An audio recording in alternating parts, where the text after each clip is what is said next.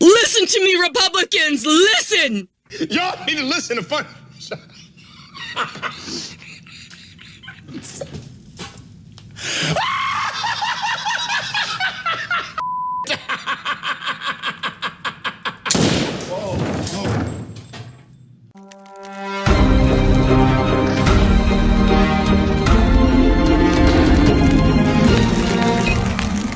Alrighty then. I'm Jazz Berganzo. This is What's Next. Of course, as always, your daily dose of common sense and facts. This is the weekend edition, going for the trifecta, number 3 on the day. Well, in my last video, we talked about how Fox News is getting roasted because of their transgender segment by a number of conservatives, high-profile conservatives, and of course, conservative parents. One, Matt Walsh, with his amazing documentary, What is a Woman?, has set the Trannie Madness theory on fire, and of course, pearls clutching, panties bunching, screaming out in regards to one Matt Walsh. But this article says why his documentary is so important. Let's take a look. This comes out abounding in the comics. What is a woman? Review the documentary of our age. Who would have thought that in the 21st century, we'd be forced to ask one of the most basic questions imaginable? They have such difficulty getting an answer from our supposed most trusted sources. That's exactly what Daily Wire commentator and conservative pundit Matt Walsh posed when he decided to create his own documentary on the subject. In an age of fundamentalism, radical left-wing groupthink being shoved down the throats of humans around the globe, Walsh fights back with a simple question that the fascistic left are simply unable to answer. Throughout the documentary's runtime, audiences must contend with one gobsmacking moment after another, and it's fascinating to watch the circular reasoning unfold. The main focus of Walsh's attack is aimed squarely at the radical trans movement, which seeks to supplant biological norms, the basic reality where a purely subjective personal interpretation of one's own self. This particular brand of silliness has been bubbling under the surface of our culture for many decades, unbeknownst to most. Walsh dissects the argument made by the extreme far left, which is a little more than gobbledygook parroted from the mouths of two particularly insidious and revolting cultural figures, Alfred Kinsey and John Money. The former was notorious for conducting horrific sexual experiments on children, including newborn infants, and believed their societal norms, including the nuclear family, needed to be abolished. The latter, John Money, convinced that parents of David Remmer to raise him as a girl at a very young age in the mistaken belief that he would adjust and prosper. Instead, both David and his brother were severely traumatized by Money's forcing them to commit sex acts on each other, and live a life of lies. Brian overdosed on antidepressants and died in 2002, while David committed suicide in 2004.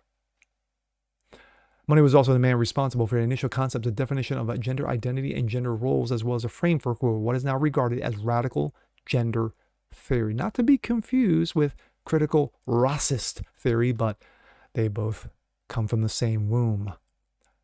Rather than attribute malice to those who pushed the transgender argument, Walsh instead establishes throughout the documentary that they are simply aren't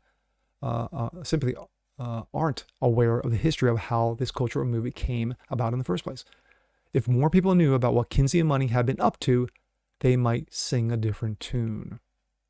What is a Woman puts out a focus of Matt Walsh's interviewing a various, quote, medical experts and political activists who are fully engaged in the leftist-leaning side of the culture war, and his ability to decimate their argument with simple logic is astonishing to watch. As several key points throughout the documentary, so-called academic elites are forced in particularly embarrassing circular arguments by a guy who never went to college or university. These segments do more to reinforce the long-standing argument that some ideas are so stupid that only liberal elites could possibly believe them. Later, Walsh decides to fly across the world to a continent of Africa where he meets up with a tribe in Nairobi to discuss gender roles. For some strange reason, these folks seem to have no trouble whatsoever telling Walsh what a woman is and how they're different from men. And when asked if they ever like to live in America, the answer is a resounding no. And perhaps the greatest tragedy of documentary drags into the light. The West has become so culturally decadent and fat off its own exploits that it's now challenging basic concepts of reality for the sake of narcissistic vanity and self-validation. These real victims, of course, are actual women. They're the ones who are being hurt the most in all this. Walsh interviewed several female athletes who tell their stories of how biological males consistently thrash them in sports due to their unfair physical advantages. It's about more than just battling the irrationality about transgender movement, radical claim. It's also about giving a voice to an entire sex that has been mothballed in favor of unrealistic and unworkable ideology. For those on the left who are pushing a typically dishonest notion that What is a Woman promotes hatred and violence against the trans population is simply does not pan out. At one point, Walsh interviews a biological male. That's again the qualifiers. Interviews a female to male transgender who tells a heartbreaking story about his own personal regrets over his decision. It's extremely difficult to watch as he describes a series of life-threatening complications as a result of her transitioning. From pulmonary embolisms to series of heart attacks to 6 inches of hair inside her urethra, it's equally heartbreaking to watch the breakdown and prosper of his lifespan cut short because of the trauma he endured and how it would affect his family. None of this anti-trans propaganda any more than exposing the butchery of Planned Parenthood. Of course, the death mills is an attack on women's rights. Rather, it's really commonly associated with such a drastic life-altering decision and how the mainstream media and the political left have suppressed and censored any talk of it for fear of getting the truth out. No wonder the Daily Wire site was DDoSed on the day of the documentary's release. Much like the abortion debate, the left frequently chooses to suppress and censor the ugly side of the public rarely gets to see or hear about. For all the unintended humor of What is a Woman, it's also an exercise of pulling back the curtain, yes, exposing the wizard and exposing the horrors of what lurks beneath the exterior of the argument. The documentary's intended goal is to expose the real culprit behind the movement's rise to extreme mainstream popularity, fear of reprisal. Those who speak out on this topic can be backlashed, socially ostracized, fired from their jobs, and in certain jurisdictions like Canada, thrown in jail under little Justin Napoleon's tyrannical Bill C-16.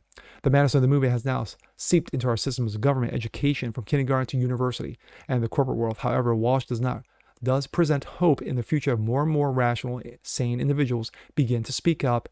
Consequences be damned. My thoughts.